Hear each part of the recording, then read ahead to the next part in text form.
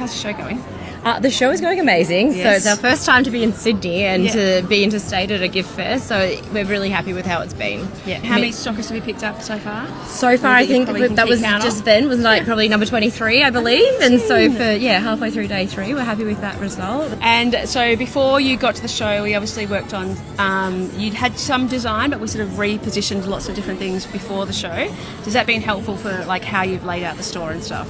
Yeah, for sure. So we've been able to open the stand up with some of your tips and tricks and ideas around how we lay out and have our signage and things like that. Yeah. I think it's been important for us to have things more prominent for people to reach, and we've definitely found that people are hesitant to come inside, but at least we've had the space and the movability for people to move around because we've got so many different collections, but we've picked our feature collections towards the front, and it's meant that when we do get busy, because fortunately we've been in a position where we've been busy, that you know, people can be looking at this stand and also over at the other side, and having the benefit of a corner is obviously been great. Been good, but you can, from a distance you can see what your product is, which makes a difference as well, and what your packaging looks like.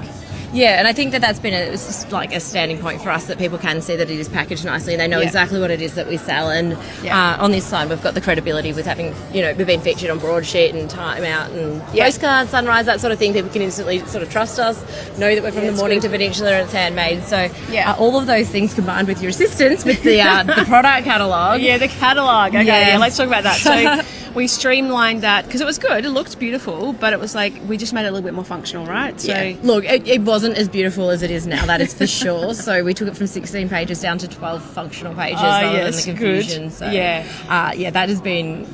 Yeah, that is instrumental in us being able to convey our messages clearly, I think. Yeah, and remove that barriers to like not having people confused about what you actually sell or where the pricing is or what's available in packs or sizes and everything like that. Yeah, absolutely. And we've had people, you know, they've got their highlight, or we give them a highlighter and we say, highlight your favourites so that you don't forget, because by the time you get back to the office, you're not going to remember what you liked. So, so having that physical element really helps as well. Yeah, we're finding like a lot more people seem to be taking away the catalogues here than in Melbourne. So I mean, that's also promising in the follow-up that we will have over the next couple of weeks. Right, there's some real potential there. So that's awesome. That's good. Yeah. So thank you so much, Ebony. It's been great just to like catch up and have a chat, and glad you're doing really well. Yeah, no, I want to say thank you to you as well, because it was only when we did our first show in August last year in Melbourne that I even met you, and I hadn't even met you actually at that stage, but I discovered your podcast, and that is where you started binging the podcast. It is. I binged like all the episodes that were about wholesale and trade shows in the weeks leading up to it. It was like probably 2 weeks before, and I listened to it like every day.